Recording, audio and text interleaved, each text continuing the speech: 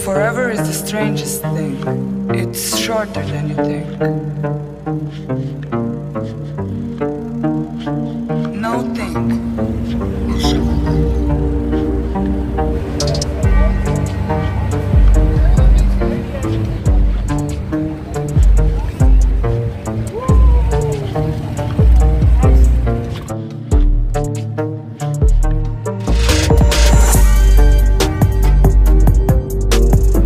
Mga idol, andito po tayo ngayon sa Honda Safety Driving Center at ito, pinastread po natin yung kanilang bagong model Honda Beat. Meron tayong dalawang version nito, yung kanilang Playful at premium version, plus yung kanila palang isa pang version, yung kanilang 50th anniversary.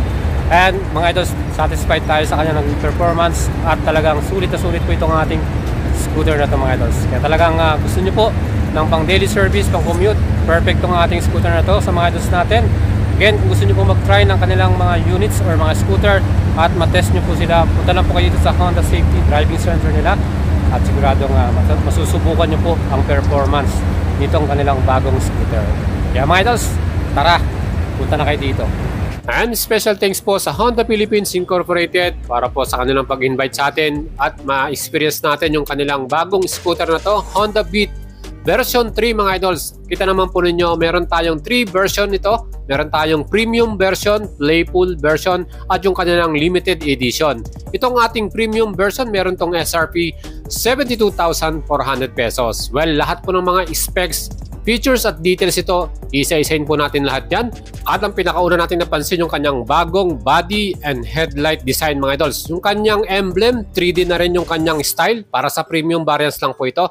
At of course, meron na rin tayong bagong semi-digital instrument panel. Mas informative, of course, yung ating mga ilaw, LED na rin po ang ginamit ng Honda para dito sa ating version 3 na Honda Beat mga idol. So, mas solid, mas panalo, at mas pinaganda pa itong ating bagong Honda Beat. Itong ating premium version, meron tong gold cast wheels, At ang mga gulong natin ay mga tubeless na rin pareho. Siyempre, mas less maintenance yan. Of course, meron tayong bagong secured key shutter with integrated seat opener. Katabi na yung bukasan ng ating upuan.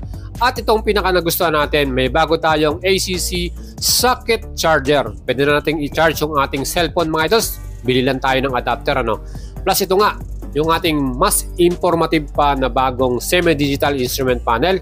At i-check naman natin yung kanyang luggage. Mas malaking luggage na po. 12 liters na ang kanyang capacity. Mas marami tayong madadalang mga gamit. At yung ating fuel naman, tank natin, ang kanya namang capacity 4.2 liters. Plus itong ating bagong Honda Beat version 3. Ito pa rin ang ating napakagandang stopping power combined braking system. Mas solid dyan. Of course, yung ating fuel consumption, 58.2 km per liter. Napakatipid mga idols. Kaya talagang panalo to. At meron tayong equipped na side stand switch, another safety features para sa ating scooter na to. And para naman sa ating playful version, mas makulay po ang ating mga decals at color dito. Meron tayong red, yellow, blue at gray. Ang presyo naman ito, SRP 71,400 pesos. Aba, itong kagandahan sa Honda, abot kaya po ang presyo. Mas affordable. Kaya perfect po ito sa mga idols natin, yung mga nagko-commute dyan. Aba, ito na yung pagkakataon natin magkaroon po ng service natin. And para naman sa ating mga gulong, ang sukat sa harapan ay 80-90 by 14, 90-90 by 14 naman sa likuran. Yan po ay parehong tubeless. Ang seat height naman natin ay 742 mm. Kaya ito po ay perfect na motor para sa ating mga Pilipino dahil kahit anong height nyo, 5 flat ka man, kayang-kaya nyo pong i-rides to. Yung ating engine, yan po ay merong 110cc displacement, 4-stroke, single cylinder, air-cooled, program fuel injection by Honda, electric at kickstart po ang ating starting dito. Plus napakagandang max power na 9 HP at 7,500 RPM at maximum torque na 9.3 Newton meters at 6,500 RPM. Ganon katindi ang performance ito.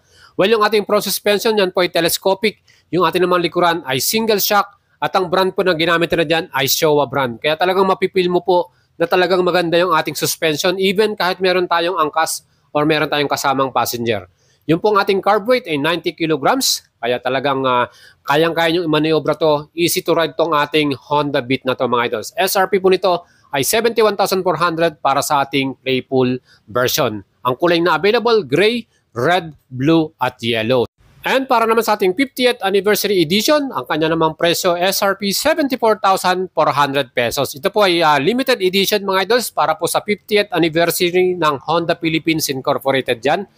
And mga idols, highly recommended ko itong scooter na to, Honda Beat, sa mga gusto pong magkaroon ng scooter nila na abot kaya, affordable, maganda yung performance at talagang comfortable ka rin pag kayo nagra-ride.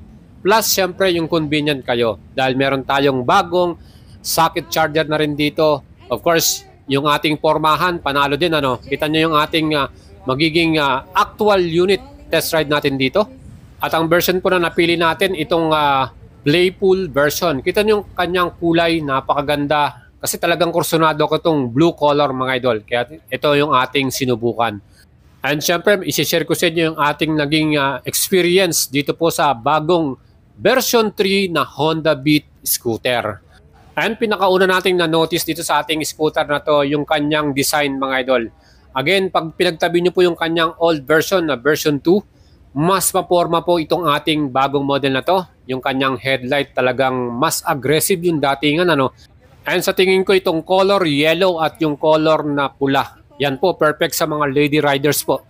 Sa mga gustong bumili ng scooter, tingnan nyo po ito at subukan itong ating Honda Beat na bagong version 3. At alam nyo mga idols, humanga po ako dito sa Honda Safety Driving Center ng Honda Philippines. World class po talaga yung kanyang course na to. Talagang mai-enhance po ang inyong driving skills. Plus meron sila ditong mga skilled at professional instructor mga idols. Yung mga nagtuturo po sa atin dito ng paano po ang tamang driving position, paano po tayo magbe-brake, paano po tayo kakaliwa or sa mga left turn or right turn, yung mga signaling natin. Yan po mga idols, marami po tayong matututunan dito once na nag-enroll po kayo dito sa kanilang Honda Safety Driving Center. Talagang magiging mas professional ka or mas expert ka pagdating po or paglabas nyo po rito or pagka-graduate kayo sa kanilang training course. Ayan, sinubukan din po natin yung stopping power ng ating Honda Beat. At isa nga po sa nagustuhan ko rito, yung kanyang combined braking system mga idol. Itong ating Honda Beat with CBS, pareho po nagbe-brake yung harap at likod. Merong sudden power yan na talaga may stop natin yung ating scooter na to kahit biglaan man yan mag-sudden stop tayo. And mga idol, sa pang-notice natin ang kagandahan dito sa ating bagong Honda Beat version 3, yung ating pong shocks, yung ating suspension mga idol. Dahil Showa brand po yung ginamit nila rito, yung telescopic fork, yung ating front at naka single shock tayo sa likuran, ay talagang nag-enjoy tayo. Hindi tayo masyadong tagtag. Plus yung ating upuan, makapal din yung foam. Talagang very convenient para sa atin. Very comfortable kahit meron tayong passenger. Kaya yan po yung mga nagustuhan ko rito sa ating bagong Honda Beat version 3. Well, pagdating naman sa performance ng engine, napakatahimik din. At plus, sa pa dyan, malakas din po yung ating 110cc na to. With ESP engine at program fuel injection, plus yan po ay CVT transmission, talaga naman po quality ang magiging performance natin. Max power nito 9 HP at sa kanyang maximum torque 9.3 Newton meters. Talagang maabot natin yung speed na gusto natin. And when it comes to durability mga idols, yung kanyang quality, paggawang Honda, talagang masasabi natin na solid yan at talagang pangmatagalan itong ating scooter na to. Kaya mga idols, kung nagbabalak po kayong bumili ng scooter, pang service lang ninyo, pang commute, eto na po, isama nyo sa listahan ninyo itong model na to, Honda Beat version 3. Sigurado po na magiging sulit yung pagkabili nyo rito. Hindi kayo magsisisi. Dahil maganda na yung kanyang design, very colorful pa yung kanyang version, plus performance at yung kanyang convenient pag ito po ang inyong daladalang motor. At ang galing po ng Honda, yung kanilang technical team, yung gumawa po ng model na to. Talagang hindi lang po pinapogi yung ating motor. Mas in-improve po ang performance at yung kanyang mga parts talagang quality din. Salamat po sa Honda Philippines at sa mga idols natin na nakasabay po natin para po dito sa test ride. Shoutout po sa inyong lahat mga idols, kay IM Jamits, kay Sir Bong, Motor ni Juan, kay Android Explorer, yan po, at sa mga Honda staff, thank you very much po.